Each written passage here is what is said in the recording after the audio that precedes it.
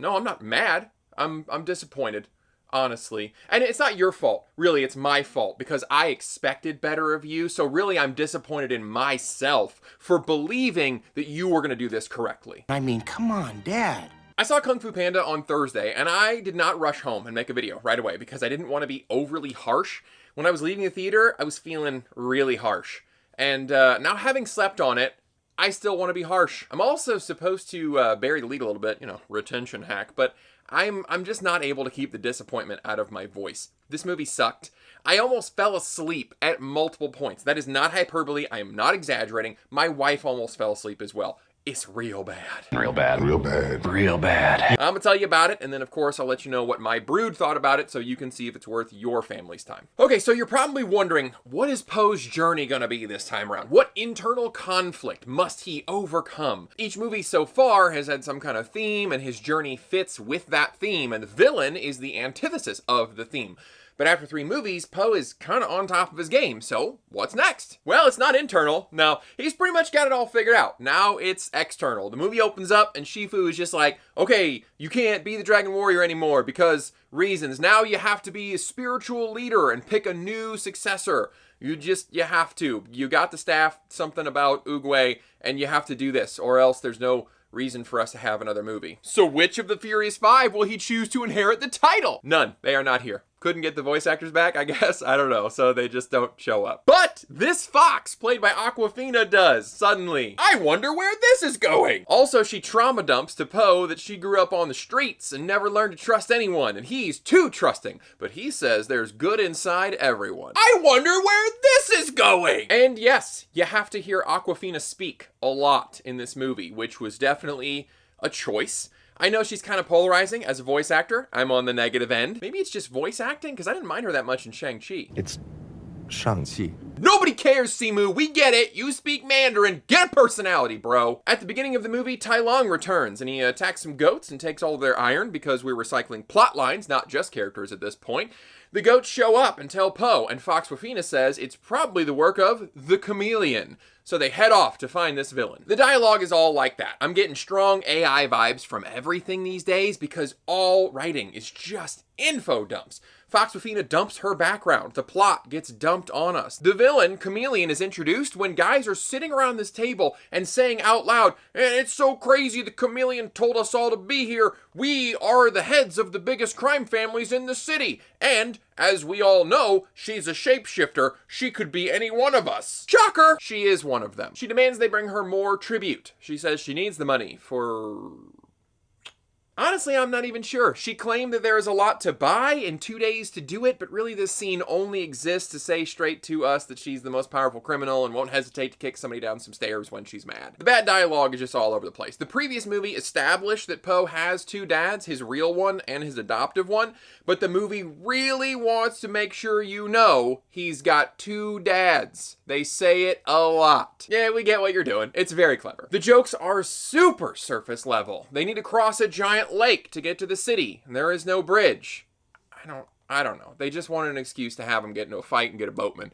Everything in this movie is just there to get to the next scene.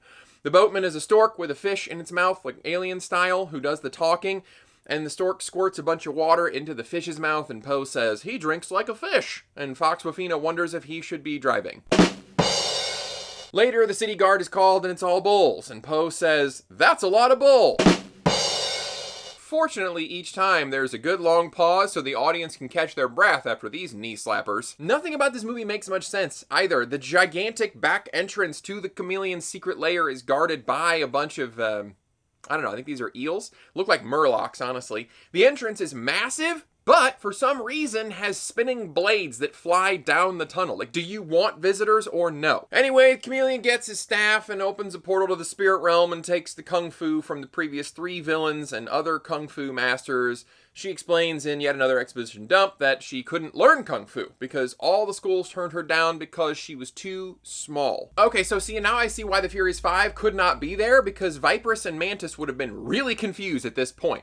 So the villain is just power hungry. Alright, the movie has no real theme, the villain has no real motivation. That's why this is also boring. Obviously, she's defeated, and the ending is the absolute worst. all of these former villains get their kung fu back and they're surrounding Po, then they just say thanks and go back to the spirit realm. They're reborn. Like, they're there in the flesh. Kai, whose whole plot was escaping the spirit realm and taking over the world, just bows to Po and heads on back in. Oh yeah, he says nothing. Shen also says nothing. Only Tai Lung talks, because I guess they couldn't get those voice actors either. So Po goes home and something truly shocking happens with Fox Wafina. You're just never gonna see it coming. Look, I like DreamWorks. I try to give them leeway. I make videos about their best hits, but this was just a lazy cash grab. Nothing about it was well done or thought through. Nobody learned anything from watching what Disney did to Toy Story 4. The only good thing about Kung Fu Panda 4 is that they kept it to a tight 90 minutes, so it was over faster. So as an adult, I think you're going to hate it, but will your kids have a good time? The little ones, maybe. Here are the kids' scores. As you can see, if your kids are 10 and under, they might be entertained, but as they get older than that, they're quickly going to be bored and dislike this very much. The likes and dislikes were kind of all over the place for each kid. A lot of kids liked the Tai Lung return, so the nostalgia was there. They liked the fight that he gets into.